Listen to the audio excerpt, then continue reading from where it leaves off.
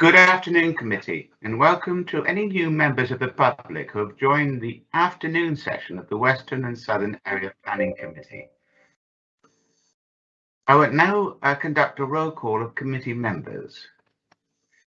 Councillor Dave Bower. Present, Chair. Thank you.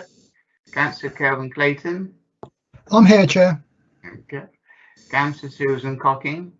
Here, Chair. Thank you. Councillor Jean Dunseth. Here, Chairman. Thank you, Jean. Councillor Nick Ireland. Present, sorry. That's all right, Nick, don't worry. Councillor Paul Kimber. Yeah, here, Chair. Okay. Councillor Bill Pipe, you're here, I can see you. Yes, I'm here, Chairman. Okay, and Councillor Kate Weller. Here. Thank you. Councillor John Worth. Here, Chairman. And I'm here as well. Okay. So, okay. Having confirmed that everyone's present, I will now continue with the agenda set out in your packs.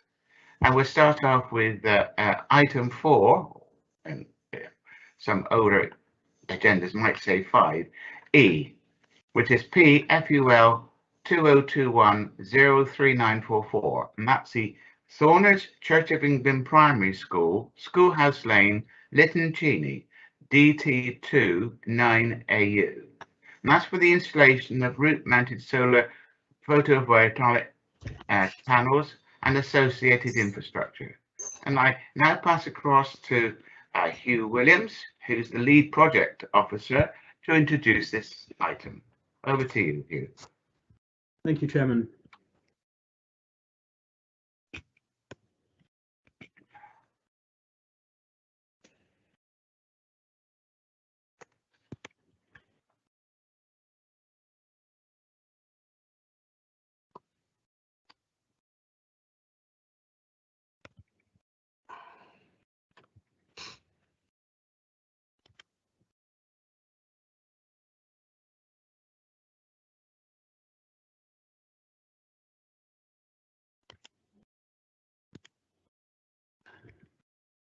The presentation is now displaying. Yeah, thank you for that. Thorners Church of England Primary School is located on the southern side of School Lane, on the southern edge of the village of Little Cheney. The school site is shown edged red on the application site location plan and extends to approximately 2/3 of a hectare. The surrounding area is residential and semi-rural in character, with several footpaths crossing adjacent or crossing farmland in the near vicinity. To the north of the school site is a paddock. To the west are residential properties on School Lane and at Court Farm. To the east is the Lytton and Thorners Community Hall and further residential properties. To the south of the school building, there's an outdoor swimming pool, the school playing field, an area of woodland and open countryside.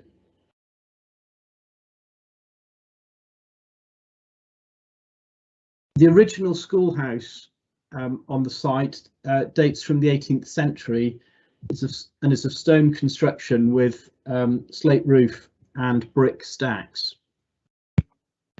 The original building was extended in the 19th century by the addition of a classroom block erected at 90 degrees to the original building. Both buildings have since had further additions at their rear.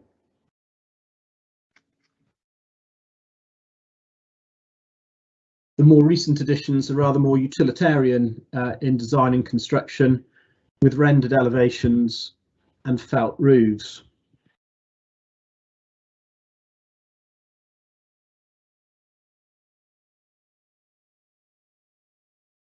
From the school playing field, this view from the school playing field looking northeast back up towards the school buildings, the later additions in the foreground and the roof of the original building and of the 19th century extension visible beyond.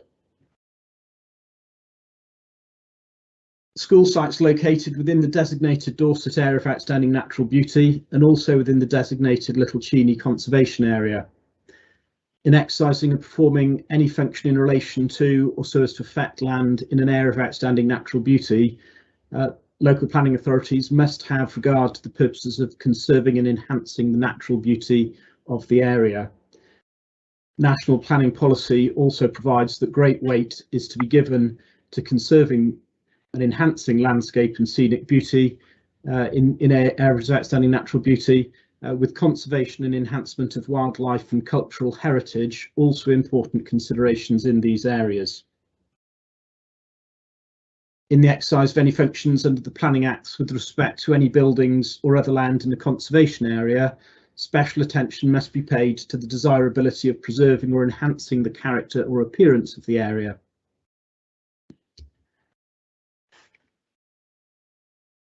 Little Cheney School, comprising the original school building, is a Grade 2 listed building. The listing description makes clear that the listing does not include the 19th century classroom block attached to it, but Little Cheney Conservation Area appraisal identifies the 1877 classroom block as an important local building of visual and historic value, such that the classroom block constitutes a non-designated heritage asset. There are no other statutorily listed buildings in the immediate vicinity of the application site, but like the 19th century classroom block, Court Farm and associated buildings and the Cheese House adjacent are identified as locally important buildings. In considering whether to grant planning permission for development which affects a listed building or its setting, the local planning authority must have special regard to the desirability of preserving the building or its setting, or any features of special architectural or historic interest which it possesses. National planning policy provides that in considering the impact of proposed development on the significance of a designated heritage asset, great weight should be given to the asset's conservation, and that any harm to or loss of significance of a designated heritage asset should require clear and convincing justification. The aerial photograph further illustrates the site context, with the original school building and the adjacent 19th century classroom block, together with the later additions to the rear, the swimming pool, the adjacent village hall, school playing field, and other buildings in the vicinity.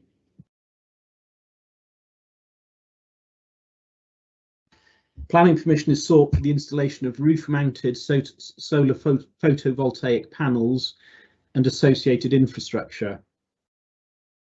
The panels would be used to generate electricity. As originally submitted, the application sought planning permission for the installation of a total of 150 solar panels to be provided in a total of 7 arrays. These to be installed on the southern rear slope of the original school building, on both roof planes of the 19th century classroom block, and on various roof planes of the later buildings to the rear. The application has since been amended by the deletion of the panels from the rear roof plane of the main building and from both planes of the 19th century classroom block, such that the proposal now provides for a total of 75 solar panels in 4 arrays on the later school buildings. The panels would be of standard manufactured design with a black frame and would be mounted to lie flush with the roof planes.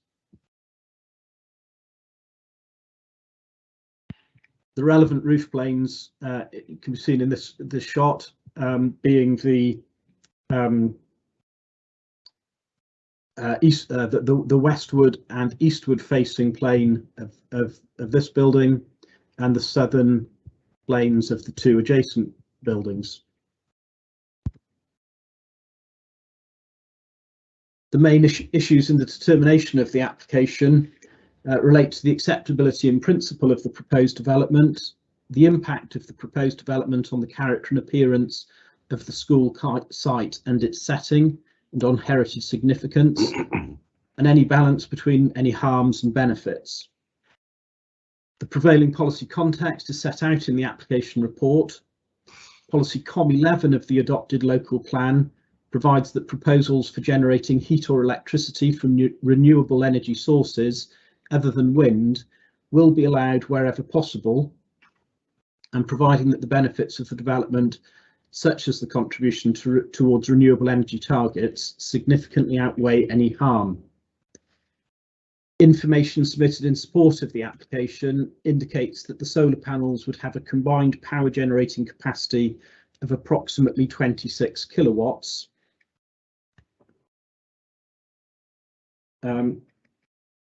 which would result in an annual saving of approximately 6,081 kilograms in carbon dioxide equivalents.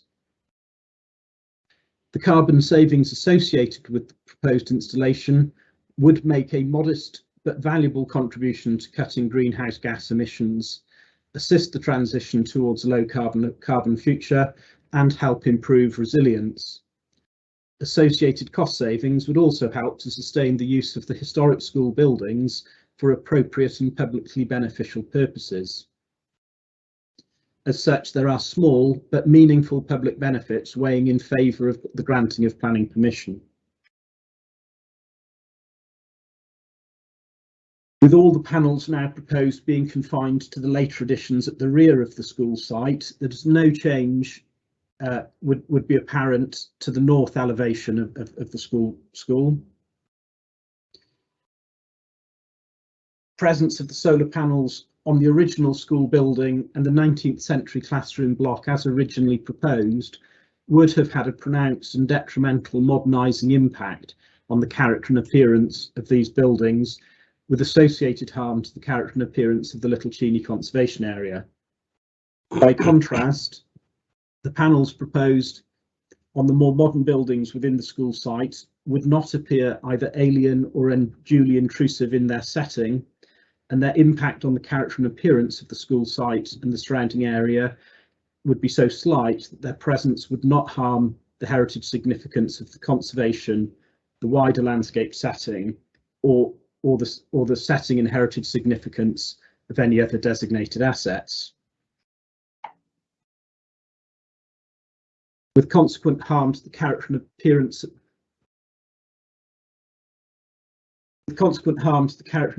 the Little Cheney Conservation Area so slight as to result in no harm to heritage significance, such harm is clearly justified and significantly outweighed by the public benefits associated with the proposed development. There are no further representations have received relating to the application, and there are no other updates to the application report.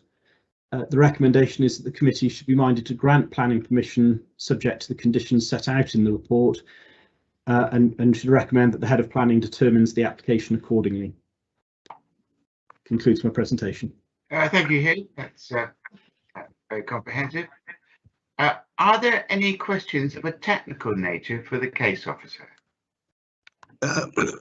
Yes, Chairman, excuse me. We have a clear technical question from Councillor John Worth, and perhaps something a little more ambiguous from Councillor Kate Weller, who has quite a lot to say, I understand. All right, okay, in that case, and I'll take John Worth first, if I may. So, your technical question, John. Thank you, Chairman. Do we know if there's going to be a provision for a battery system, so thereby utilising more energy when the sun's not shining or the light's not bright? Thank you. Thank you. Back to you, Hugh. Thank you, Chair. Full details of the associated infrastructure haven't been provided, but a condition is recommended requiring details to be submitted and approved. The inclusion of a battery system would help improve efficiency and I think also the economic performance of the system, but that would be internal to the building and not alter the acceptability or otherwise of the proposal to be determined. Right, could we make that as a suggestion in our approval, that it might be a good idea to include that? But I know it's not a planning condition, but well, it isn't that problem, John, but I'll just confirm that with you. We could include an informative, but the assets management team that have brought this application forward are, becoming quite expert in these proposals, so they will certainly be aware of the technical options available to them, and are bringing forward numerous proposals across Dorset Council's estate as part of the wider decarbonisation programme. But we could include an informative. thank you, Hugh. Yeah, thank you very much indeed. That satisfies your question, John. I'm now going to take Councillor Kate Weller. Over to you, Kate. Thank you very much, Chairman. I do have quite a bit to say, and they're relevant to the next two applications, actually. And what I try to do is to keep technical first and then come back on other things if I can, but forgive me if I stray over, and I'm sure you'll stop me if I do. First of all, I don't know whether we have a conservation officer with us this afternoon. I hope we have, but that may not be the case. And Hugh may be able to answer my questions, if not. And I tried really hard to compose my questions sensibly, having been made very aware that conservation officers do not appreciate questions that they don't think are sensible. So if I'm not being sensible, please forgive me. We had a briefing a while back telling us of the terms of minor harm, significant harm, impact, etc. These were explained to us, and having been the owner of a listed property, I'm aware of them, obviously. But I think it would be useful, certainly for me and possibly for others, for that to be explained again briefly, because those terms have been used widely in these two applications. And to anyone who's not a professional conservation officer, forgive me, they don't make an awful lot of sense. I think that they're semantics, but I accept that that's what conservation is all about. So that was my question in those terms. The other things I think I can leave to the more open debate. But if there is somebody who can, just very quickly, let us all know, and any members of public who are listening, what the conservation officer means by minor harm, significant harm, and so on. Because, as I say, despite owning a listed property, it often makes very little sense, in my view. Indeed, Councillor Weller, have a conservation officer with us. Thank you very much. Thank you. Thank you, Mr. Ware. And waiting, I believe. Yeah, I am indeed. Oh, Yeah. no, I thought you'd gone. But, No, always lingering in the background. Yeah, I know I can provide some answers to that question, and having done the briefing that the councillor refers to, I'm probably the right person to be answering it again here. Essentially, obviously, we know that we have listed buildings which are designated heritage assets. They have what planning policy refers to as significance, the things that give them their special architectural and historic interest. So as part of each planning decision, our job is to identify exactly what that significance is about that, as for here, for example, that listed building, and that would include any contribution made by its setting, which is rather loose term defined as the surroundings in which a heritage asset is experienced. And essentially what that means is that there are elements of a building's significance which go beyond the building itself. They may be the way it's appreciated in the streetscape, in the landscape, or maybe how it relates to other buildings. So that's the starting point. When assessing development proposals, the existence of harm depends on whether or not any aspects of those significance, and it can be one or more, are impacted in a negative way by the proposals. And that is, again, we start from the significance, not from any sense of what the end goal should be. And that gives us a sense of objectivity to understand exactly whether or not these things are impacted. And the scale that we are provided with in national policy, regardless of whether or not we might think it needs tweaking, it's a fairly reasonable scale in terms of that there's either no harm to the asset significance, or there's harm to a level which is less than substantial, or there's harm to a level which is substantial. And there's been much debate and much court ink and lawyers' time spent over debating those terms. And we have a fairly, well, the result is we have an incredibly good grasp of exactly what that means and what is expected of us and how we apply those in planning decisions. Thanks to all those court judgments that have been on that.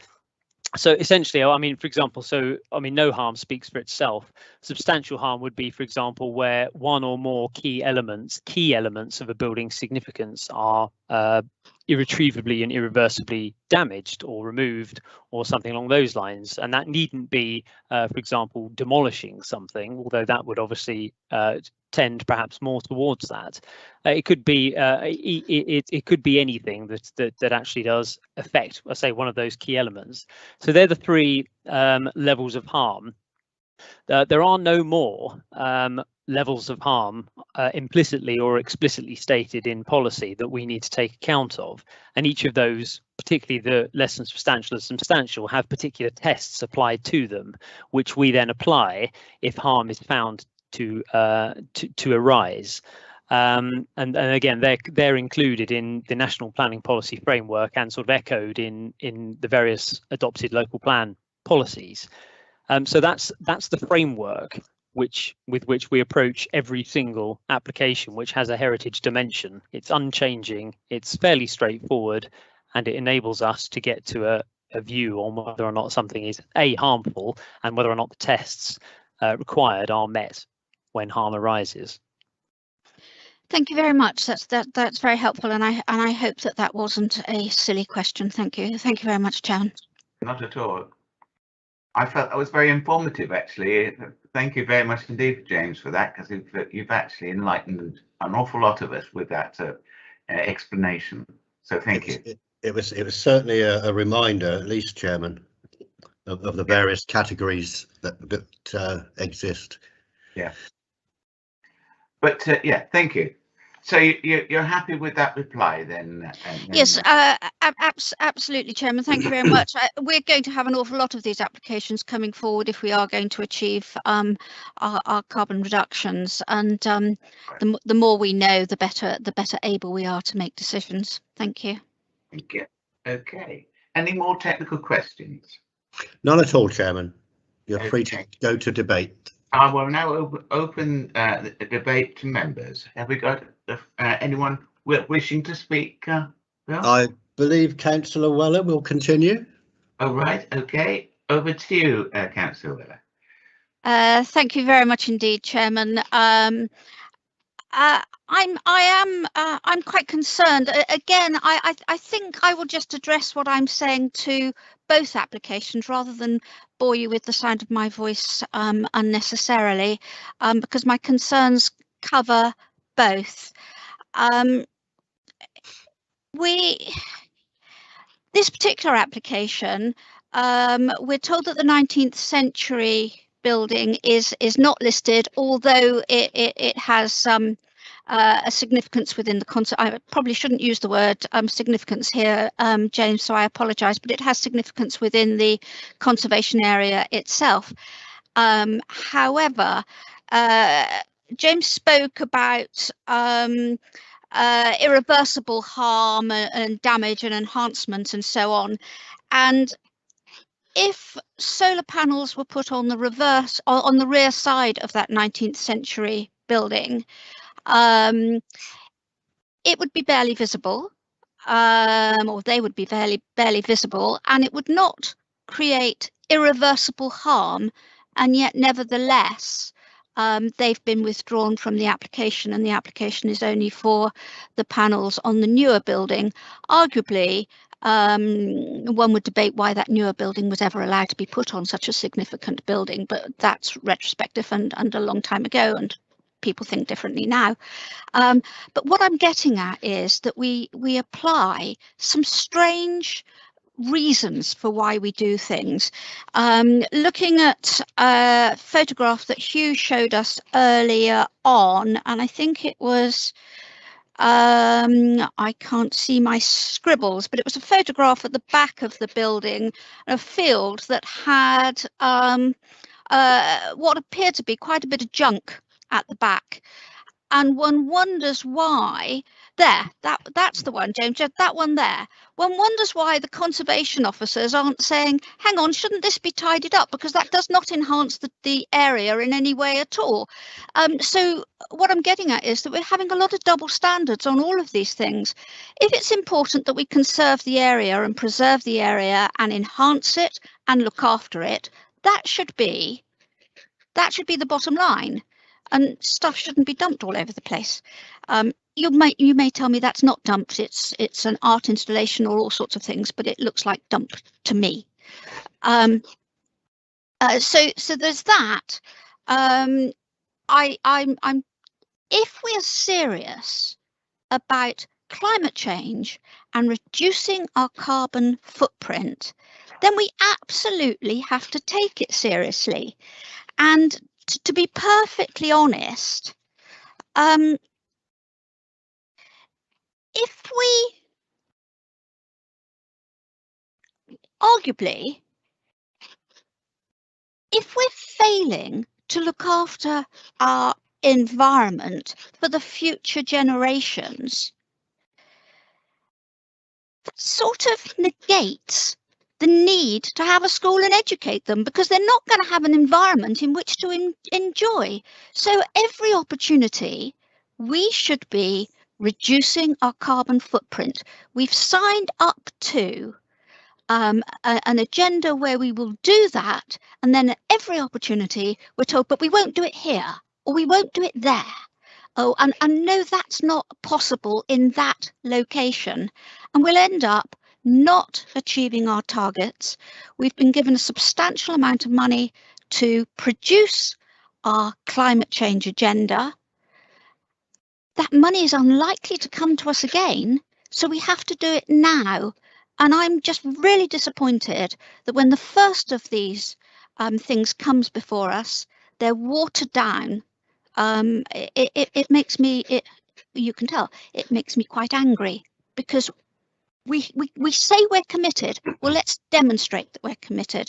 So I will be approving this, but I'm sorry that we've reduced it. I understand the main building, but I'm sorry that we've reduced the other bit of the building. I think it's a great shame. And that covers both applications. I'll try not to speak again, Chairman. Thank you. Well, I hope you do, Kate, because that's very informative what you have to say. Okay, all right, so that's that. I've now got Nick Ireland to speak. Now, Nick, would you like to say? I am. Sorry, I'm just trying to get my. Am I up? Yeah, I am. I echo everything Kate or Councillor Weller has just said. Actually, I don't know if she was proposing we accept the recommendation. If she isn't, I will. If she is, I'll second. I'm happy to make that proposal, Nick. Thank you. Okay, I'll second then.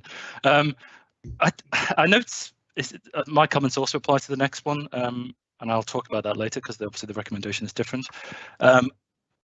In both, there were no public objections, comments on either. Essentially, we seem to be reacting to our own conservation officer in this one. The local parish council didn't object. They said they'd go along with the AONB team, who had no comment at all. So why are we watering down okay, we did, and what's in front of us is what we've got in front of us. I find it disappointing. I'll happy second this one, and I'll talk on the other one later. But one of the things I found interesting in the paperwork, I don't know if it was in both, certainly in the next one, it goes on about national planning policy guidance, and it explains that that all communities have a responsibility to help increase in use and supply of green energy. And then it goes on to say that this does not mean that the need for renewable energy automatically overrides environmental protections and the planning concerns of local communities. So in this one, there aren't any planning concerns of local communities and there aren't any environmental issues. So why it was watered down in the first place is beyond me, but we are where we are. I'll leave it there for now. Thank you. Could I just say, Chairman, I think the question is why was the application changed to not to include the 19th century unlisted, although important building? Why was it? I can fully understand why they're not going to stick them on a 17th century building, but as the other building is unlisted, although important, perhaps somebody might be able to enlighten us as to why it was changed. Is that possible? Well, it's more of a technical question, that, but I can actually ask if Hugh has any comments to make regarding your concern. Yeah.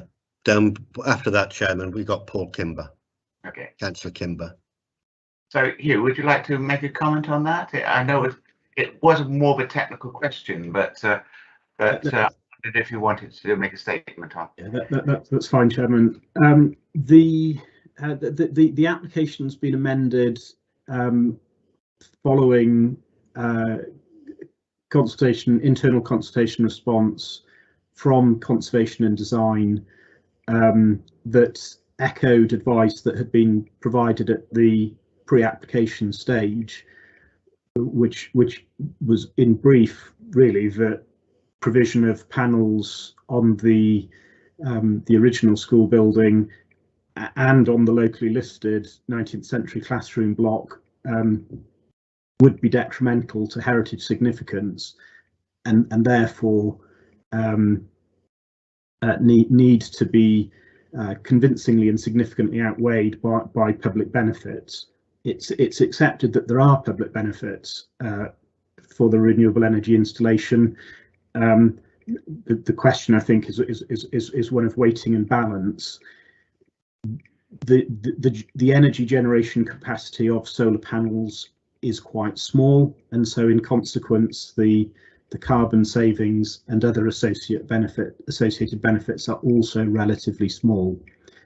And the sort of history of appeal decisions on solar installations on historic buildings, I'm afraid does very much suggest that heritage harm will generally outweigh the benefits of small scale or sort of micro generation electricity installations.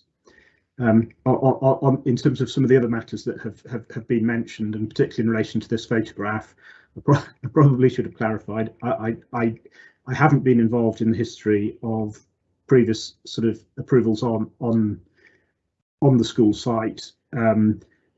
The buildings at the back are not of great quality, but in terms of the other materials that don't reflect terribly well on the general state of the school grounds in this shot, there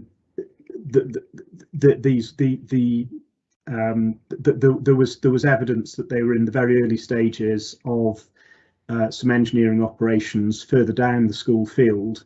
I think some of the items in this area have probably been moved out of the way to make way for those, and yeah, the temporary fencing and the like was clearly intended to keep the school children away from areas further down the field, where there was going to be hazard for children playing.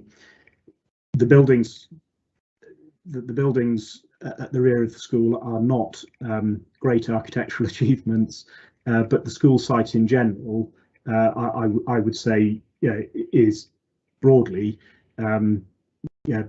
tidy and well kept. It's not this isn't the most flattering photograph, but it's certainly not in an unacceptable state of untidiness. Okay, thanks for that, Hugh. Yeah. Before you progress, Chairman, Councillor Weller does want to speak a little more, if you'll allow her. Yes. As I said before, it's nice to have your comments and your point of view, Kate. So over to you. Thank you very much. Thanks for that explanation about the photograph, Hugh. And I didn't mean to be quite so critical. I didn't want to sound critical of officers or their lack or otherwise. What I am concerned about is the thing that Hugh just said, and it was about appeals. That because this is open very much to interpretation, that a lot of weight is given to conservation and harm to a listed building and so on, and I understand that and applaud that, because obviously it is the right thing to do. But in this particular case, as Councillor Ireland pointed out, the Parish Council have not made any objections. The local residents have not made any objections. This watering down has occurred because of recommendations for our conservation officers, and I know that they have a different agenda to the rest of us, but as a council we are signed up to a climate change agenda, and we should be doing everything we possibly can to achieve the targets that we've set for ourselves. Of course, solar panels only return a relatively small amount on that target, and we should therefore be trying to maximize that total, not reduce it. And I think that that's my point. Who is going to object if we said we were going to put it on the rear of the building as well as on the newer buildings? Who was going to object? Presumably our conservation officers. Are our conservation officers going to appeal against their own council? Because that makes no sense to me at all. I'm really trying to be sensible here, because I am very aware that apparently I'm not, but I'm really trying to be sensible, and I don't see the sense, I'm afraid. I think your comments will be taken on board, Councillor Weller. They will. James, Chairman, would like to come back and provide some additional context to Councillor Weller's questions. Okay. And comments, of course. Yeah, no. So I thought it might just be useful, and I can just provide a bit of background on this. So I didn't respond to the application on this. This went to one of my colleagues, but I was involved in the pre-app advice that Hugh mentioned earlier, which was provided to the council's sustainability support officer, who works for the assets and property team. And rereading that, yes. So I mean, the amendments which seem to have come afterwards are largely in tune with what my recommendations were. Although I did suggest the possibility of including panels on the inner roof pitch of the unlisted 19th century building. So, and I'm not entirely familiar, because I've come to this committee really with regard to the Simmonsbury application following. So I'm not as au fait with matters on this one, and so I don't know what the final scheme was. But yes, I mean, I'm just listening to Councillor Weller's concerns, and which are, I understand how it can appear that way, and it is important, I think, it's just important when considering why we still accord historic buildings great weight in the planning system. The first point to note is that there has been no government overriding of the legislation or national policy which applies to the historic environment. So we still have to give it the special regard and the great weight to which Hugh alluded earlier. Secondly, it's worth saying that there's approximately 25 million buildings, maybe slightly more in England and Wales, according to the housing stock surveys. Of those 500,000 or so, roughly 2% are listed. And I suggest that it's probably because of that substantial minority that there hasn't been a change in government in the legislation relating to the historic environment. And that's in terms of the achievable benefits, which obviously we would have to weigh against harm. And of course, we know that it is possible for harm to be outweighed by genuinely substantial public benefits. And I highlight and emphasize the words substantial public benefits.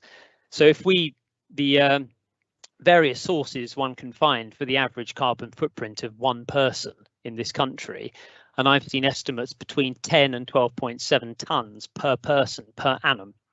So if we look at the output, for example, of an array of this size, which I think Hugh mentioned posited a saving of about, was it 6 tonnes per annum? So we're looking somewhere about half a person's worth of carbon saved through arrays such as this, which when you're seen in those terms, gives some perspective to what the public benefits are. And to give further perspective, it's important we include, and again, I was intending to make these points in relation to Symonsbury, but we have to keep an eye on the macro scale of what we as a council are achieving in terms of renewable energy generation. The latest figures from the latest available figures from the DBEIS, the government, which are to the end of 2020, show that Dorset Council generates within the Dorset Council area about 340,000 megawatt hours of renewable energy, 87% of which comes from solar PV arrays. And that represents an increase of about 115% on 6 years prior when records began. So when you and that puts us in, I should say, that puts us in the top 60 of about 400 or so local and unitary authorities in the country in terms of the generation of renewable energy. So they're the sort of figures which are operating on a macro scale in terms of how we address the climate change. And I think we would all agree that with Dorset's rather extensive cultural and landscape designations, that's quite some achievement. So it's important that we don't become too parochial in looking at listed buildings and inventing a bête noire, when actually what we're doing on the grand scale is incredibly contributory to addressing the climate change issues. So that's just some of the context and some of the figures which hopefully provide a bit of perspective to what we're talking about when we're dealing with listed buildings. And I just hope that's useful. Thank you. Thank you, James. Thank you. Okay. Councillor Clayton would like to contribute, Chairman. I've got him on my list as speaking next, so over to you. Thank you, Chair. I'm just picking up on something James said. I thought he said, and I may have misheard, when he mentioned weighing this less than significant harm against the significant public benefit.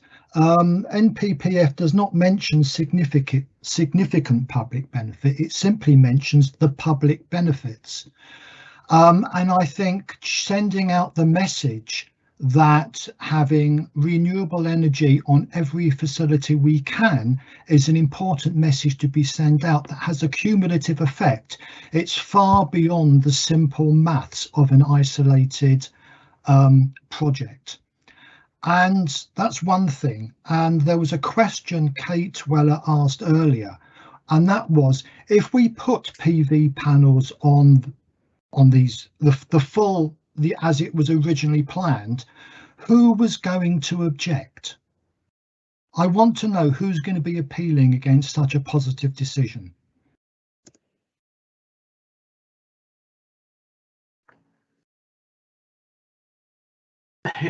Is anyone going to respond, or? Sorry, yeah, I mean, unless Hugh wants to, Hugh, do you want to respond, or shall I respond on that? I'm happy to respond on that, James.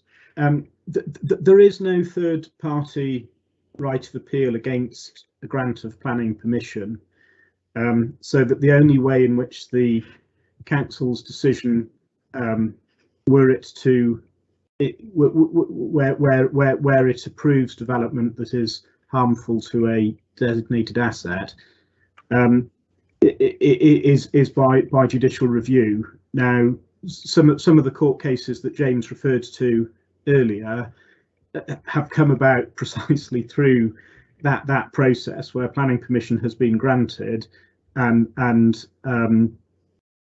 interested parties of one form or another have then challenged whether or not the correct process was followed.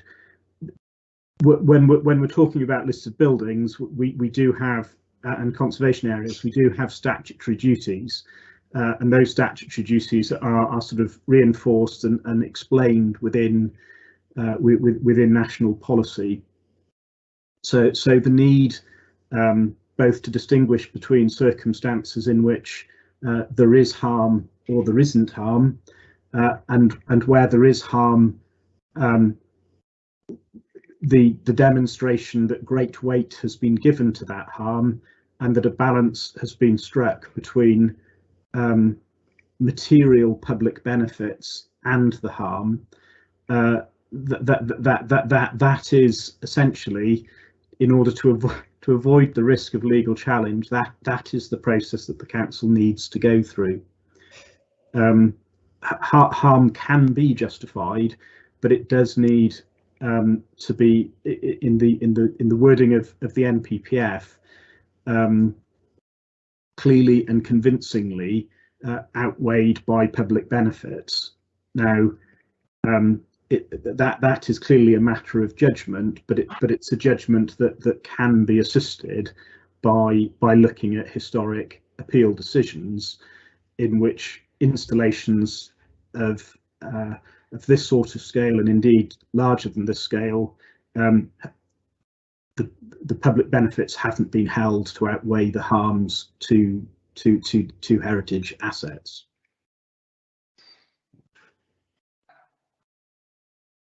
Does that answer your question?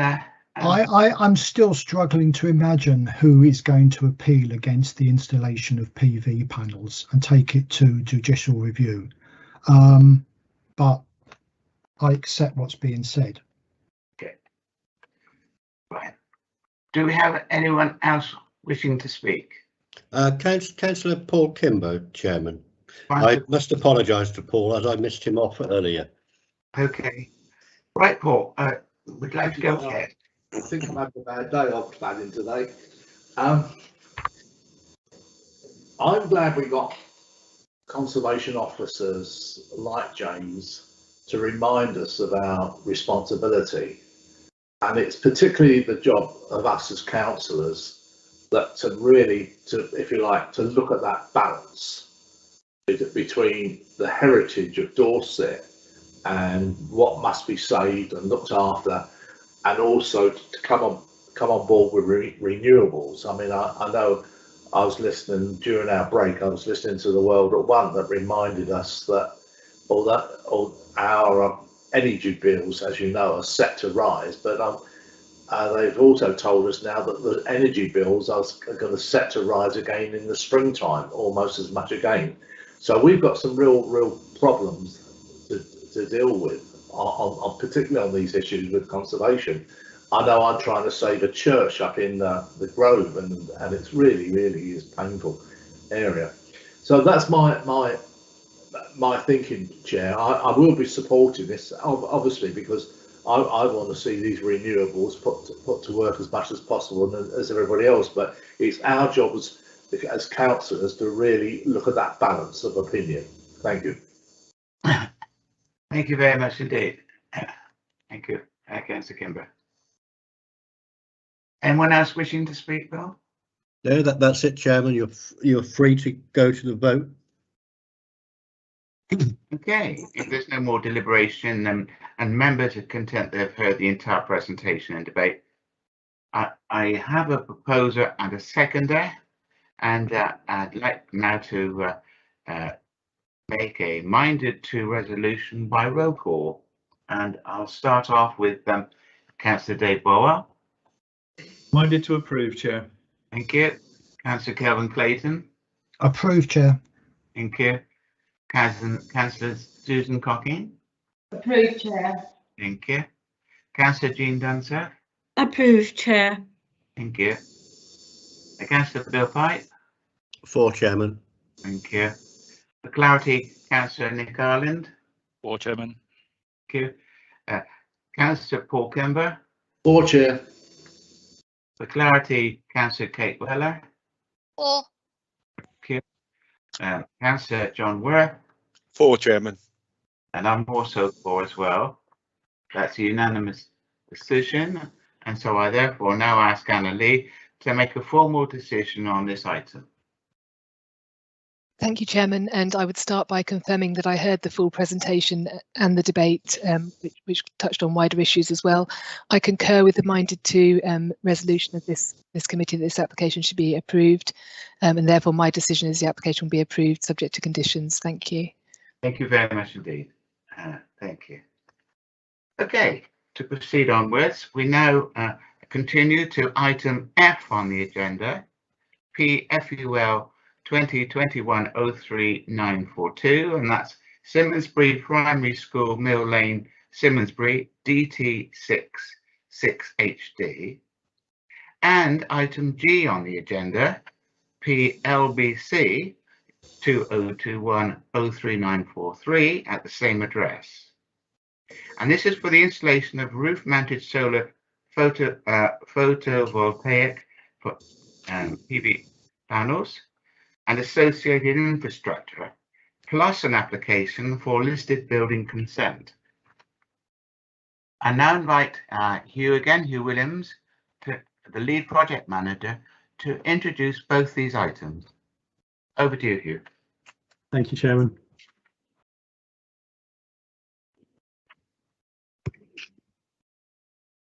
Simmonsbury Primary School is located on the southern side of Mill Lane, in the heart of the village of Simmonsbury. The school site being outlined in red on the submitted location plan, extending to approximately 1/3 of a hectare. The school's located adjacent to the junction between Mill Lane and Shoots Lane, and also adjacent to the junction between Mill Lane and Duck Street. The road layout and positioning of the building, school buildings within the village, and other features is such that there are a number of vantage points providing sight lines to the school buildings. The key views in relation to the current proposals being those from the south and from the north and from the west. The original school building dates from 1868 and is of lias stone construction under a plain tile roof. To the rear of the building is the former schoolmaster's house with the two chimney stacks, and to the west is a later addition, originally constructed as a detached building within the school grounds, but which has since been connected to the original school by a link building and corridor.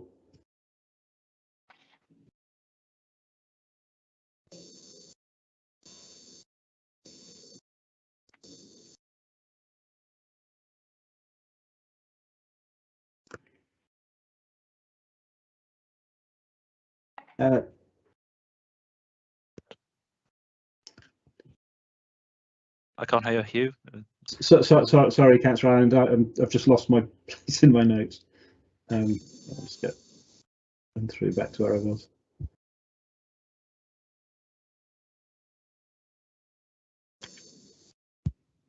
This is the view from the school playing field to the rear of the school, and we can see the former headmaster's house with the chimneys behind the original school, church in the background, and a later addition to the schoolmaster's house, which is generally referred to as the southern extension, in this area. The western building and the joining link corridor are also apparent. The building as a whole is a Grade 2 listed building. And as mentioned in the last application, in considering whether to grant planning permission for development which affects a listed building or its setting, the local planning authority must have special regard to the desirability of preserving the building or its setting, or any features of special architectural or historic interest which it possesses.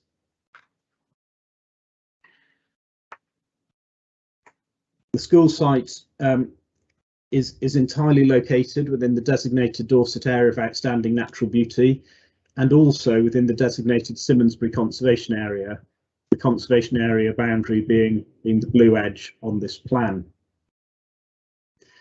In exercising or performing any function in relation to or so as to affect land in the area of outstanding natural beauty, local planning authorities must have regard to the purpose of conserving and enhancing the natural beauty of the area, with national policy indicating that great weight is to be given to conserving and enhancing landscape and scenic beauty in AONBs, with conservation and enhancement of wildlife and cultural heritage also important considerations in AONBs. In exercising any function under the Planning Act with respect to any building or other land within a conservation area, special attention must be paid to the desirability of preserving or enhancing the character or appearance of the conservation area.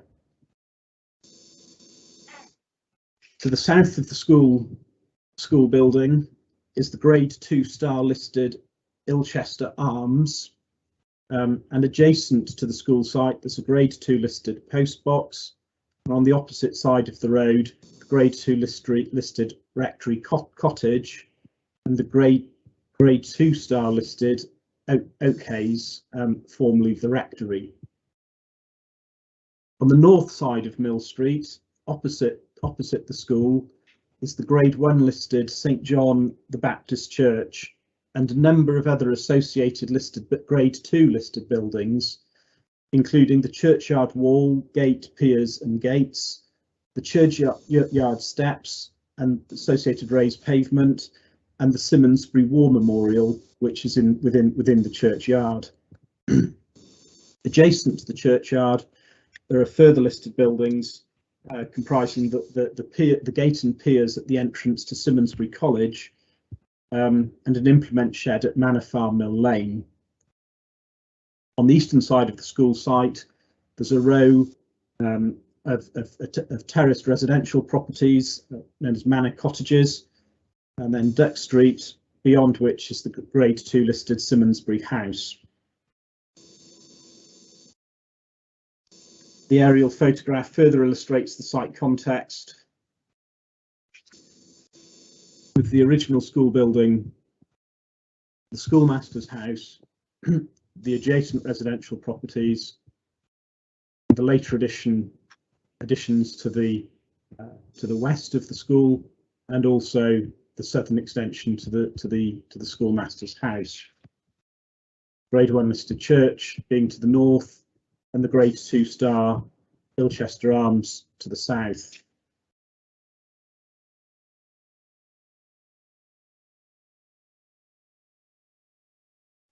This is the view from adjacent to the Ilchester Arms, looking towards the school, with the western additions prominent in the street scene. This from Shoots Lane, being the reverse view towards the Ilchester Arms, with the western additions again being prominent. This from Mill Lane, looking at the front of the school, with the original building, an extension beyond, and Rectory Cottage beyond again. And the shot from within the church, from within the elevated churchyard, Mill Lane running below the boundary wall, between the church and the school, and again the western additions being clearly viewed in the context of the adjacent historic buildings. Planning permission and listed building consent is sought for the installation of roof-mounted solar photovoltaic panels and associated infrastructure. When this application was originally submitted, the permission was sought for the installation of a total of 84 panels arranged as 6 arrays across the building. However, following concerns expressed by Symonsbury Parish Council and a BAT survey, the application was amended by the withdrawal of proposals for panels to be provided in two arrays on the southern roof plane of the original school building. As amended, the proposal is now for 4 arrays, providing a total of 44 solar panels. The arrays would be installed in two flat roofed areas on the western extensions, on a pitched roof plane of the linking corridor, and on the westward facing plane of the southern extension.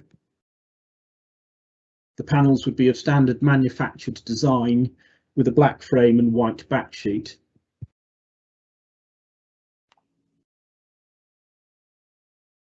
On the pitched roof planes, including the southern extension, mounted in frames, would be mounted to lie flush with the roof profile and would be set back from the roof peaks to avoid increasing the overall height of the building, and would be wholly contained within the existing roof areas. On the flat roofed areas, the panels would be mounted in frames with the panels tilted 10 degrees up from the horizontal. On the western elevation, we can see a sort of a stepping of the panels across the flat roofed area. A detailed specification for the frames and mounting system has not been provided in the application, but various systems are available, and details of any panel mounting system could be controlled by means of planning condition. But with a 10-degree tilt, the upper part of the panels on the roof planes would be approximately 25 centimetres higher than the existing roof level.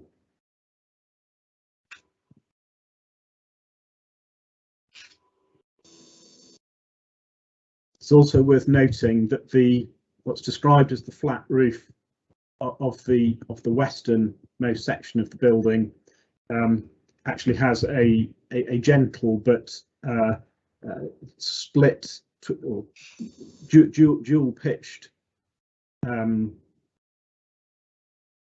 shallow slope, such that there is a shallow ridge line within the flat roof section of the building.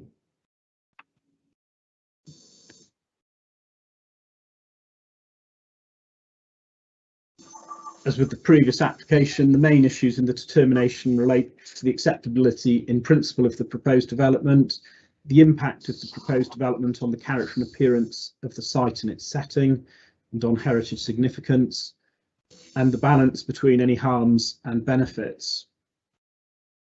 The key issue in the determination of the application for listed building consent are the impact on the character and appearance, setting, and heritage significance of the castle. Sorry, of the school, of the listed school. The prevailing policy contexts are outlined in the application reports. Policy COM 11 of the adopted local plan provides that proposals for generating heat or electricity from renewable energy sources other than wind will be allowed wherever possible, providing that the benefits of the development, such as the contribution towards renewable energy targets, significantly outweighs any harm. Information submitted in support of the application indicates that the solar panels would have a combined power generating capacity of approximately 15 kilowatts, resulting in an annual saving of approximately 3,570 kilograms in carbon dioxide equivalents. As was mentioned on the previous application, per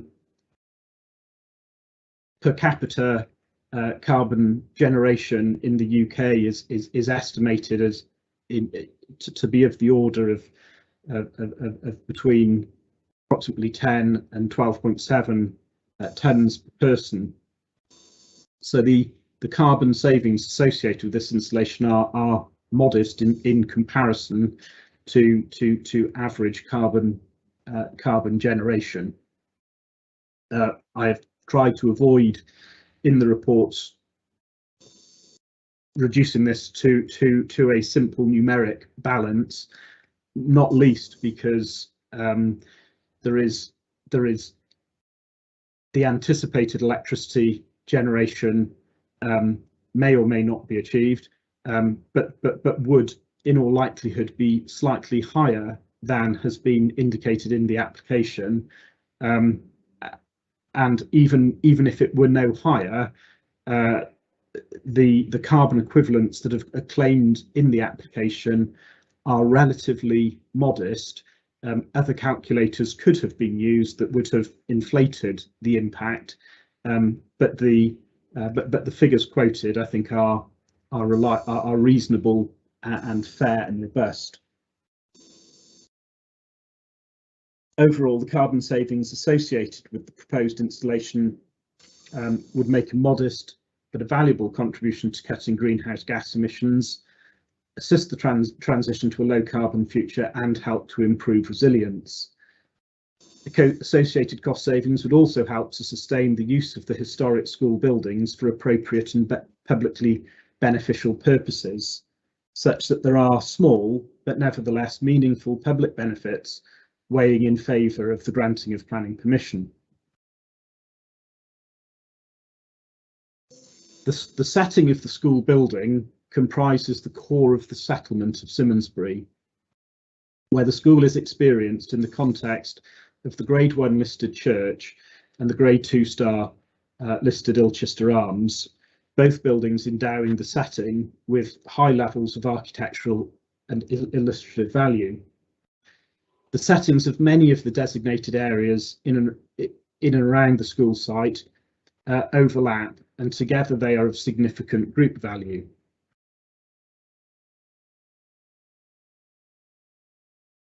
Amendment of the application by the withdrawal of proposals for panels to be installed on the southward facing plane of the main school building reduced consequent harm to heritage significance, but minor to moderate levels of less than substantial harm to heritage significance remain and is to be given great weight in decision making. Consideration should also be given to the potential for reducing, avoiding or reducing harm to heritage significance. Important factors in the level of residual harm are the style and quality of the southern extension, which complement the main building, with the extension very much reading as part of, as an integral part of the more historic components of the listed building. Also, the exposed nature of the flat roofed areas of the western extensions, which unfortunately have no parapet screening, such that panels placed on top of the flat roof would be open to view from various locations in and around the school site. And also the visibility of the roof plane of the above the linking corridor and its close relationship to the more historic components of the listed building. Panels on the southern extension would distract from and detract from the architectural interest of the main building, as too would panels on the pitched roof of the linking corridor. Advice from design and conservation officers has been that the provision of panels on these roof planes would be better avoided.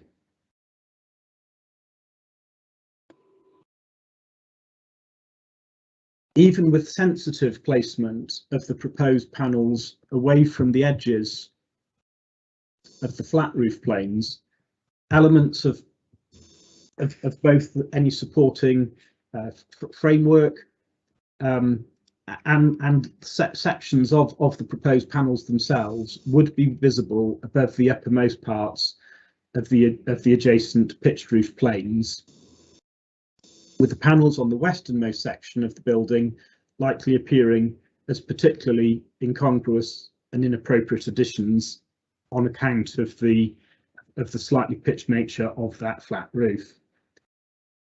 Additional screening of these areas may be practical, but has not been proposed.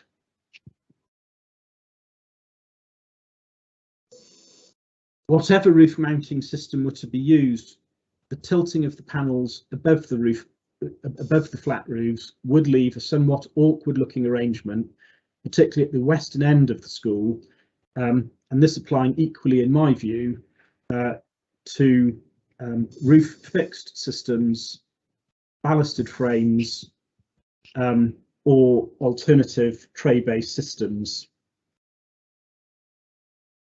Having carefully considered the environmental implications of the application proposal, in my opinion, the harm to the character and appearance of the heritage significance of the school, the harm to the setting and consequent harm to heritage significance of other listed buildings in the vicinity of the school, the harm to the character and appearance of the Simonsbury Conservation Area, and the associated harm to the character and appearance of the Dorset Area of Outstanding Natural Beauty is not clearly and convincingly outweighed by the associated public benefits.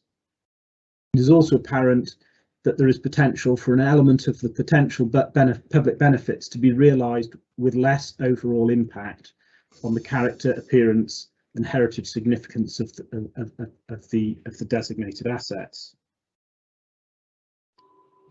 The proposed development is therefore contrary to policies ENV1, ENV4, ENV10 and COM11 of the adopted local plan, and to policy L1 of the made neighbourhood plan, and also contrary to national planning policy. With no material considerations warranting the determination of the application other than in accordance with the development plan and national planning policy, planning permission and listed building consent should be refused. No further representations received other than those noted in the report, and there are no other updates. The recommendation is that committee be minded to refuse planning permission and listed building consent for the reasons set out in the respective reports, and recommends that the head of planning determines the applications accordingly. That concludes my presentation. Thank you. It's very comprehensive, and do very much appreciate it. Right. Do we have any questions of technical nature for the case officer, please? Yeah, yes, we do, Chairman. Councillor Ireland. Right. Okay, Nick, if we go ahead. Yeah, I just wanted to clarify with Mr. Williams whether is it within our powers to make recommendations to change the application, i.e. if we decided the flat roof would be fine, but the pitched roof elevations wouldn't be. Wasn't completely clear whether we could do that, or we have to take the loss and just get rid of it or approve. Thank you, Nick. That's a question which I will pass back to you. Have you got an answer to that, please? Not an entirely straightforward one, but the application is as made. Split decisions can be issued, provided that that any change made by the imposition of a planning condition limiting or precluding parts of the development applied for do not amount to a substantive change to the development proposal. So it would certainly be unacceptable to receive an application of this form and decline to allow solar panels in locations applied for, whilst approving them in locations not applied for. I think what Councillor Ireland is perhaps anticipating is possibly approving or making a proposal to approve panels on the flat roof sections as proposed and exclude other panels from the determination. So long as the committee is content that those changes are not substantive and that nobody's interests are prejudiced, that is something that could be done by means of planning condition. But were it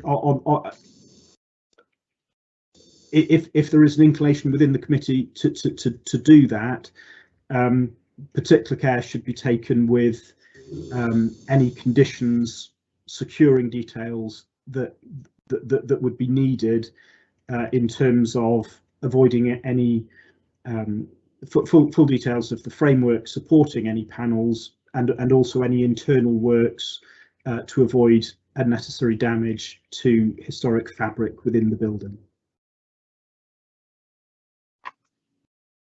Coming back to you, Nick, Ireland, does that satisfy your thoughts or concerns? It does. Very comprehensive as usual, Hugh. Thank you. Okay, thank you for that. Yeah. Councillor Weller, Chairman. Councillor Weller. Right. Okay, over to you. Thank you, Chairman. I'm not about to launch into another tirade. I think that Hugh has answered my question, that we could, I'm not sure what the procedure will be, but I'm sure that it will be pointed out to us. We could actually, as Councillor Ireland seems to be suggesting, we could pick and mix a little bit here and get to some sort of a solution here. These things are all a matter of opinion, aren't they? And we all have different opinions on these things. I personally don't think that PVs are unattractive, but then I don't think wind turbines are unattractive either. And I know that not everybody agrees with me on that. So I think my questions are already answered. Thank you. Thank you for that.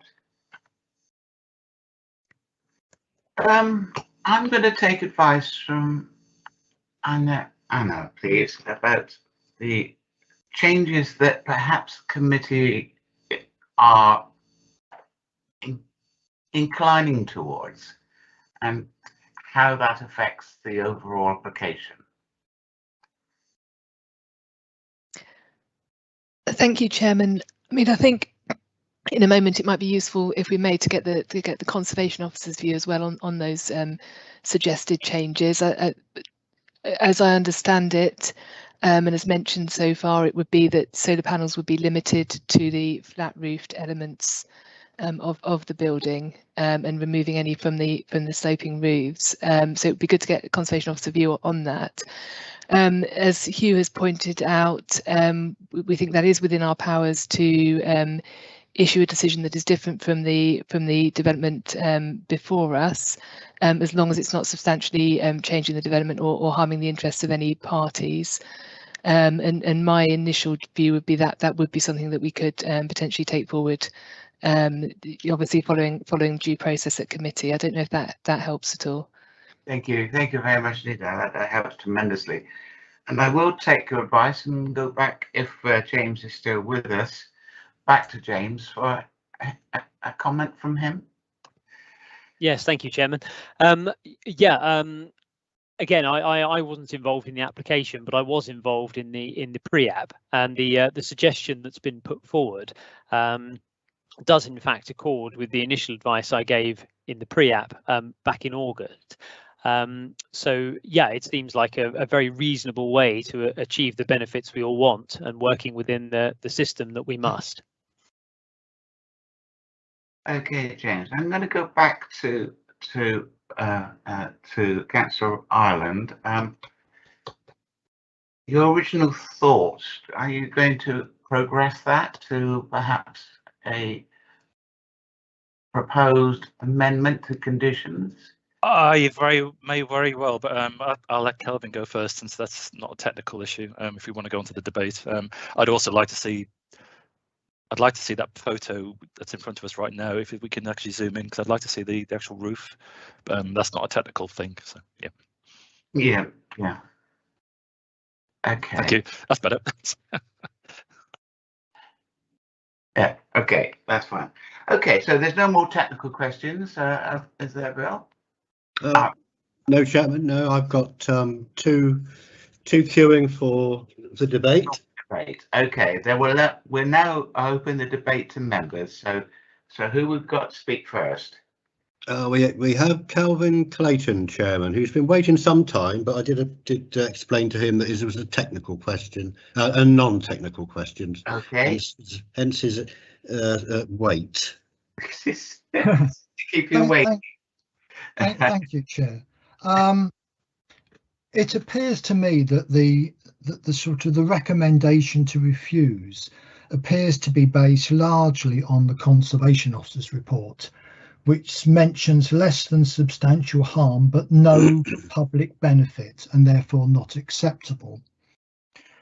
What I want to know is, or the question I want to raise is, how is it possible to weigh the less than substantial harm to the heritage asset against the public benefits if the public benefits of the transition to renewable energy, net zero carbon future, is not taken into account? Nowhere, absolutely nowhere in the Conservation Officer's report does it mention the climate and ecological emergency. It's just not referred to at all. And I don't understand that. Okay. Do I have any response for that? Chairman, may I come in? Yeah, I noticed you were there. That's why I was hesitant. Yeah, please come in. Yeah, thank you. I just wanted to highlight that it's absolutely the case that where less than substantial harm is identified, this needs to be weighed against the public benefits, including, as you point out, Councillor, the public benefits of renewable energy generation. That is generally seen as the planning officer's role. So we would seek specialist advice from the conservation officers in regard to any harm and whether there is harm and the nature of that harm. But it's for the planning officer generally in our reports to then weigh that harm against any public benefits, and I think that has been done here as through Hugh's presentation. I just wanted to make that point. Thank you. Okay, thank you. Very helpful. Councillor Ireland, Chairman, if you wish. Okay, straight back. If Councillor Clayton is happy with that. I'm happy for Nick to continue. I may come back. Okay, thank you. Yeah. Okay. Thank you. Yeah, that picture is really useful because essentially it shows what will be visible of what's actually the proposal in front of us. So if you look at the schoolhouse, which is the bit at the back, I believe. Yeah. So it's proposed that the elevation there will have panels on facing towards us as we look at the photo. That roof is already essentially black, and I suspect it was taken when it was wet by looking for the picture, but it's dark anyway. And it's sort of it's hidden away. I don't see panels on the barely visible. The other panels go on that bit between the old school and the modern edition, which is bizarrely listed. I can't see why, but that's also set back. I would argue that you won't notice them. I actually went through Simonsbury a couple of weeks ago, just before Christmas, on a Dorset Council led thing for some community governance. We drove through Simonsbury actually. And so the proposed panels, I don't think I'd have noticed when we drove through in a minibus driven by Councillor Fry, and Kelvin Clayton was on the bus as well. And I cycle through there a lot. Would I notice them going up that road? No. Would it bother me if I noticed them? No. So we're down to the fact that the conservation officer sort of objects, and also the parish council. I did read through the parish council's response in detail, and I find it quite alarming really, because I took it that essentially they're against PV panels anywhere in the village. I suspect there probably aren't any at the moment. It's not going to affect the church unless you're standing on top of the tower, in which case you've got a great view of the whole village, and you'll see the panels on the flat roof. You won't see them on the other elevations. So I know I alluded to maybe changing the recommendation to just using the flat ones, but to be honest, I can't see why we can't go with a recommendation in front of us and turn it around and say we'll have them all. So I recommend we don't go with a recommendation and instead go with all the panels.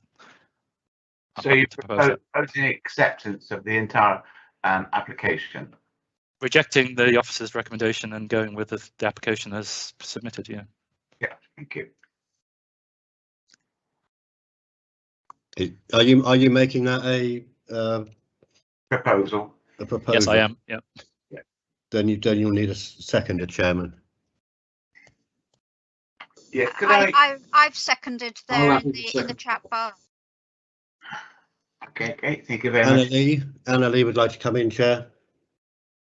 Anna Lee, could you come in for guidance, please? Yes, thank you, Chair. I just want to say I think it would be important for Councillor Ryland to set out the reasons for that proposal, particularly in the context of whether or not there is less than substantial harm caused to heritage assets, and if so, weighing that against the public benefits. Thank you. Okay. Can I come back on that? I find the whole argument about harm very complicated. Mr. Williams will remember, I think back in DCC days, Woodsford Quarry and Woodsford Castle and all those sort of things. It's really difficult. I don't think there is any harm at all. That's my personal opinion. And in the end, it's subjective, isn't it? And the parish council thinks it will cause harm or somehow destroy the village. I don't agree with that. That's my personal opinion. I don't have anything else. I'm not a technical person. Could I, at this point, Chairman, say that we're minded to go with the recommendation on this application, i.e. to refuse it, and then encourage Dorset Council to resubmit a proposal with something similar to what Councillor Nick Ireland has suggested. I think that would be a clean cut away from misunderstandings and all the rest of it, which goes with solar panels and all the rest of it. I think if we were to go with the recommendation as it stands at the moment, to refuse, and then encourage Dorset Council, the applicant, to resubmit an application with let them go the whole hog and see what happens. Okay. So you now have two. So you're proposing refusal. Is that? Yeah. Am I taking that? Yes, you are. I seek a seconder. Well, we've still got a proposition which has been seconded to vote on before we go. So we need to vote on that, yeah. Yeah, okay. All right, so at the moment then we've got, have we got anyone else to speak in the debate? Yes, Chairman, we've got Councillor Paul Kimber. I'm going to take Paul Kimber before I go back to actually Kate Weller and Calvin Clayton. And Calvin Clayton. Okay. All right. So, okay, Paul, would you like to speak? Yeah, thank you, Chair. Thank you, councillors. I'm happy to support Councillor Nick Ireland's proposal. We can't escape the fact we've got a climate emergency.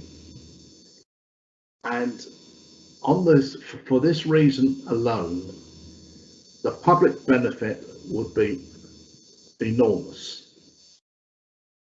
I can't believe that we're, if you like, this level of argument is going on. I mean, if they were hypothetically wanted to take a roof or knock something down, I'd be the first one to stand up and say, no, we must save this building. But given the climate emergency, I will argue that this overrides it, and that's our job as councillors to, as I said in the previous one, to balance up the argument. But however, we have to go for what I call the public or the greater good. Thank you, Chair. Thank you, Paul. Okay, and you said Councillor Kevin Clayton. Yes, Chairman. Okay. Yeah, thank you, Chair. I just wanted to say I wanted to push for a vote to support the recommendation, not reject. And if we need a reason, can't we just simply, as Nick says, mention NPPF 152, the planning system should support transition to a low carbon future, and Power 202, where less than substantial harm, this should be weighed against the public benefit. And in this case, the public benefit, as far as I'm concerned, and hopefully the committee is concerned, is quite clear. Okay. Are you inclined, therefore, to support refusal of the application? No, I want to support accepting the proposal. Okay, thank you. Not refusal. Okay. I refuse the refusal, if that makes sense. I'm against the refusal, but I would support the original recommendation. No, not the recommendation. No, because the original recommendation is to refuse. Yeah. Yeah. Okay. Do we have anyone else waiting to speak before I? Yes, Chairman, Councillor Kate Weller. Councillor Kate Weller. I do apologise, Chairman, but I think this is a really important subject, which is going to run and run ultimately. This is a really attractive collection of buildings in a really attractive setting.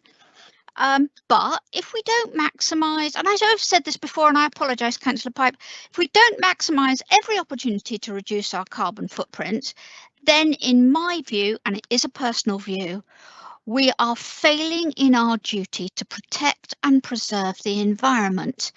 And I understand what James said about these small wins are very tiny in the general scheme of things, but they all add up, and that's what it's the accumulative effect. And we've talked about that in so many other settings, so we need to be aware of it now.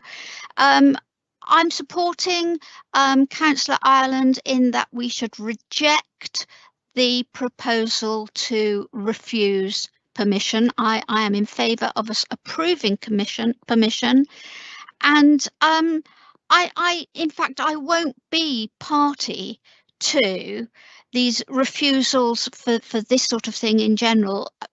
You know, I've now declared my interest, I guess, but any future ones, unless the harm is substantial, we should be looking to do everything we can to achieve and overachieve our climate change targets. We absolutely must. We can't keep saying we'll leave it to another day, because climate change is happening now. Thank you, and I'm sorry, Chairman.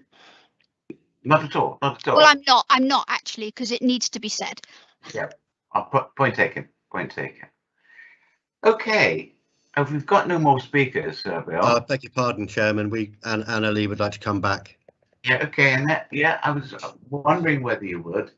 Yeah. Apologies, Chair. It's more of a technical point in regard to conditions. So if the committee is minded to approve the application, we would want conditions applied to it, and this may be a good juncture perhaps to ask the planning officer in regard to that. We in regard to potential conditions, just wanted to raise that.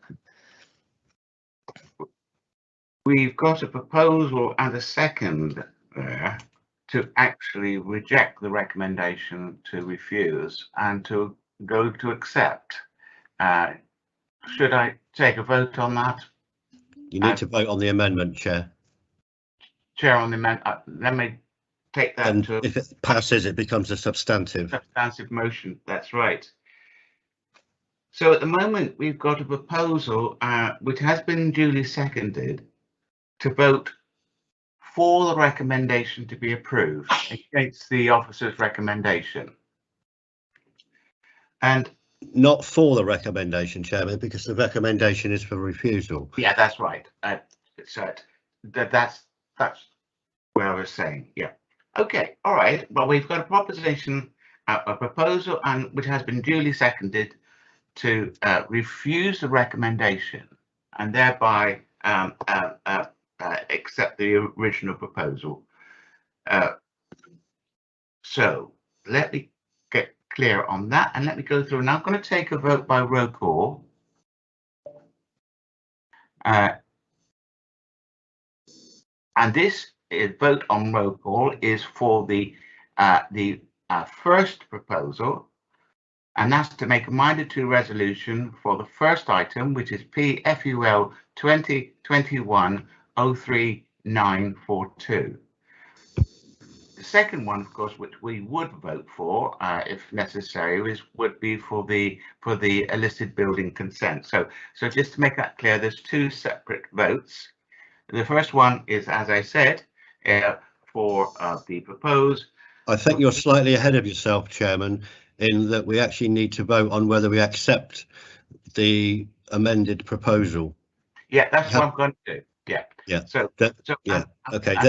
Then we go to the two votes. Yeah. That's right. Well, it's of course, not an amendment to the proposal. What I'm saying is the proposed amendment would affect the first of those two. The first of those two votes. So I've got a proposal and a seconder as to reject the officer's recommendation and approve. So I'm going to take Councillor Chairman, could I just interject? The solicitor wishes to speak. Okay. Yes, please, Phil. Come ahead. Sorry, Lara. That's okay. Hello, Chairman. It's Lara Altree here instead of Phil this afternoon. Oh, yeah. I think I'm just following on from the point that Anna was making. We just, I think, need to be clear on what you're voting on, and perhaps Councillor Ireland could confirm whether he does or does not want any conditions to go with his proposal to approve. Okay. Thank you for that. Well, in that case, then I'll go back to Councillor Ireland to ask if he has any conditions which he needs to apply to his proposal. I don't see there's any need for any conditions other than what the original application is proposing. What it is for. Okay, that's fine. Okay. Well, now we go ahead and take a vote on this amendment as outlined. Chairman, sorry to interrupt again. Members are asking for the recommendation to be read out so that they actually know what they're voting on. And sorry, Chair, it's Anne here as well. If I to come in. Yeah, if I could say something as well. We would generally look for a condition about a time limit for implementation. So the standard 3-year time limit for implementation on the planning permission. Yeah. Also approved plans list so that we're clear about what plans we'd actually be approving. Yeah. And I think there might be the need for some conditions around kind of the framework and perhaps its colour, and a method statement to ensure limitation in terms of damage to the historic fabric. They were things that Hugh mentioned earlier, which members might want to consider. I don't think I'm speaking out of turn, Lara, but we could in theory have a minded to decision to delegate authority subject to those condition wording being agreed, and for officers to agree them with the chair. Yes. Hello, it's Laura again. Yes, Anne, I think that is possible, but the fact that we've had a previous application that's probably got relevant conditions on there, if you perhaps give the case officer a few moments, he might be able to produce some conditions for this approval, if that's the way it's going. Okay. Hugh, would that be acceptable to you? I'm happy to do so, Chair. It'll just take 2 or 3 minutes, I think, just to put them together quickly. Okay. Do you want me to do that now before the voting? Yes, please, because we need to know exactly what we're voting on. No problem. Yeah, we need, what we're looking for here is a form of words.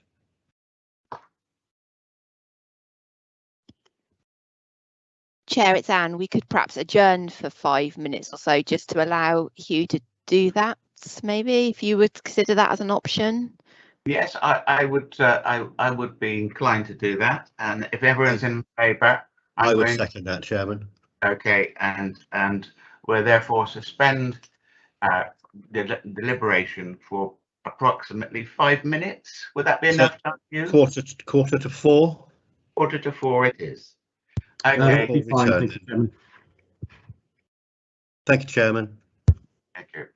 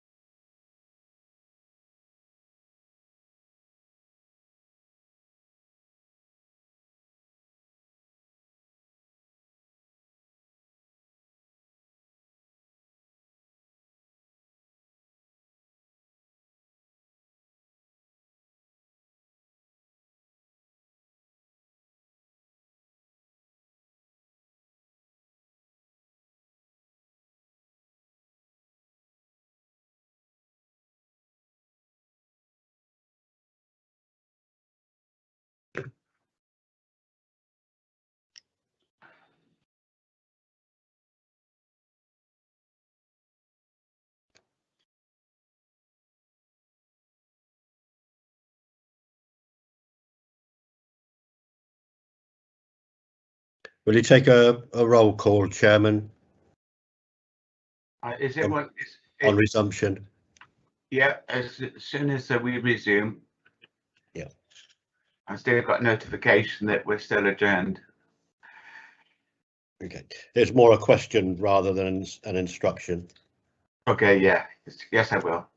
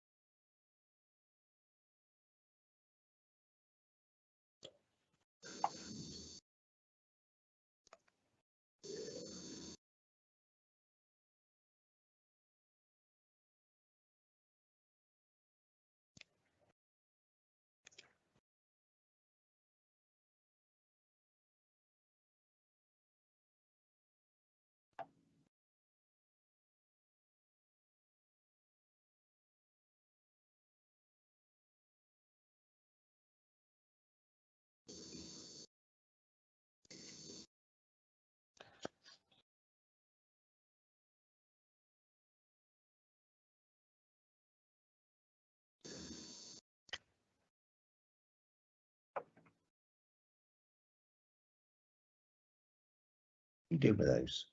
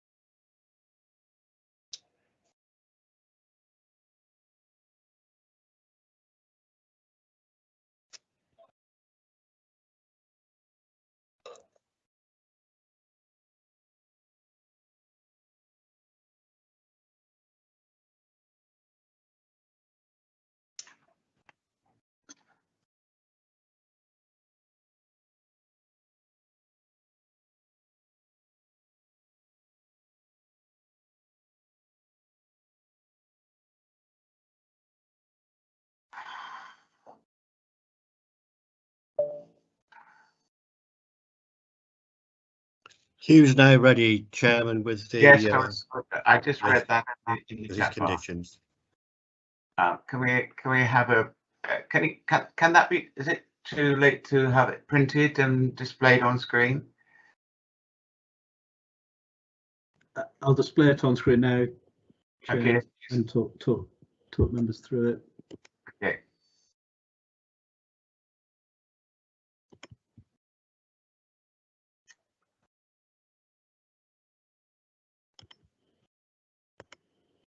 I think we need to confirm membership before you do that, Hugh. Yeah, I'll do that. Okay, before you start then, Hugh, let me just confirm that everyone is present. Can I ask Councillor Dave Bowell, are you present? Yes, Chair, present. Yeah, Kelvin Clayton? I am, Chair. Oh, good. Susan Cocking? Present, Chair. Yeah, Jean Dunseth? Still here, Chair. Yes, thank you. Councillor Bill Pike? Definitely here, Chairman. Yeah. Councillor Nick Ireland? Present. Paul Kimber? Present, Chair. Councillor Kate Weller? Here. And Councillor John Worth? Yes, still here. Right, all present and correct. Okay, Hugh, go ahead, please. Thank you, Chairman. Suggesting 3 conditions for the application for planning permission. The standard development to commence within 3 years, details of the plans and drawings to be approved, and the 3rd condition requiring the removal of the solar panels if they're no longer being used for the generation of electricity, along with any associated mounting brackets and framework. For the listed building consent, similarly, the standard 3 years for commencement, the same condition in relation to the approved plans and drawings, but an extra condition prior to the commencement of the works, a statement to be providing further details of the infrastructure works, including details of the panel installation systems and a cabling routing plan to be submitted and approved in writing by the local planning authority, with the works to be carried out in accordance with the approved arrangements. That condition, in the interest of controlling the detail of the installation system and avoiding damage to the historic fabric. And fourthly, a repeat really of just the condition requiring the panels to be removed when they're no longer being used. I think they're the only conditions that would be necessary. I don't think it's necessary to have the details for submission and approval on both the planning application and the listed building consent, provided it's included with one of the decisions. Then that would be satisfactory. I understand. Okay, thank you for doing that, Hugh. Now we'll go back to Councillor Ireland if he's happy with the wording as laid out. That seems fine, thank you. Thank you. And likewise, Councillor Kate Weller, are you being the seconder? You're happy with those as well? I am, thank you, Chairman. Okay, right. We've now got proposal seconder for the approval of the application as laid out on the screen, and I think I'm in order now to take a vote by roll call. You are indeed. In that case, then let me start off with Councillor Dave Bowler. Minded to approve, Chair. Thank you. Just to remind, Chairman, there will be 2 votes. Yeah, well, I'll take them separately. Yep. Okay. Councillor Kevin Clayton. Approve. Approve. Councillor Susan Cocking. Approve, Chair. Thank you. Councillor Dean Dunseth. Approve. Thank you. Councillor Bill Pike. 4. Thank you. For clarity, Councillor Nick Ireland. 4. Thank you. Councillor Paul Kimber. 4, Chair. Thank you. Councillor Kate Weller for clarity. 4. Thank you. Councillor John Worth. 4, Chairman.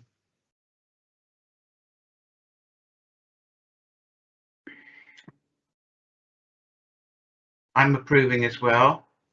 And so that is unanimously approved. And I will now go and take the second vote, please. And this is the vote on the listed building concept relevant to the as laid out on screen. And I'll go through.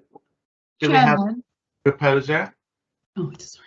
Chairman, you have somebody who would like to speak. I don't know who it is. Sorry, Chairman, it was Denise. I've preempted your asking for a proposer and seconder. That was all. All right. Okay. All right. I'm happy to propose, Councillor Ireland. Okay, Seconded, Councillor Pipe. Okay. Oh, you've taken the wind out of Kate's sails. Okay. All right.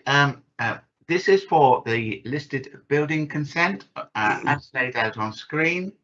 So, Councillor Dave Bower. Minded to approve, Chair. Thank you. Councillor Kelvin Clayton. Yeah, approved, Chair. Thank you. Councillor Susan Cocking. Approved, Chair. Thank you. Councillor Jean Dunster. Approve. For clarity, Councillor Bill Pike. For, Chairman. Thank you. Councillor Nick Ireland for clarity. For. Thank you. Councillor Paul Kimber. For. Thank you. Councillor Kate Weller. For. Thank you. Councillor John Worth. For, Chairman. And I likewise am in favour as well. So that's unanimous decision on the listed building consent for that item as laid out on screen. I now ask Anna Lee to make a formal decision on both of these items. Thank you, Chairman. And I would start by confirming that I heard the full presentation and the debate. I also want to make it clear that in arriving at my decision, I am having regard to my statutory duty and the guidance in the NPPF in regard to having special regard and providing great weight to preservation of heritage assets. But the NPPF in paragraph 202 is clear that where less than substantial harm is identified, this can be weighed against the public benefits. And the minded to resolutions of the committee carry great weight in my decision, in that it is clear that the committee's view is that the public benefits of the modest generation of renewable energy outweighs the less than substantial harm identified to the heritage assets. And on that basis, my decisions are that both applications will be approved, subject to the conditions as set out earlier. Thank you. Thank you very much indeed, Anna. That's brilliant. Thank you very much. Okay. Item 5 on the agenda is urgent items. I have no prior notification of any items of business which is considered to be urgent pursuant to section 100B 4B of the Local Government Act 1972. And the final item on the agenda of this very long day is item 6, exempt business. I've had no prior notification of any item viewed as likely to disclose exempt information within the meaning of paragraph 3 of the schedule 12A to the Local Government Act 1972 as amended. That concludes this meeting, and thank you very much for bearing with it. It's quite a marathon session, and thank you very much for your help and guidance, and have a very good night, and I'll look forward to seeing you either in person or virtually on the 1st of February. Thank you, everyone. Thank you.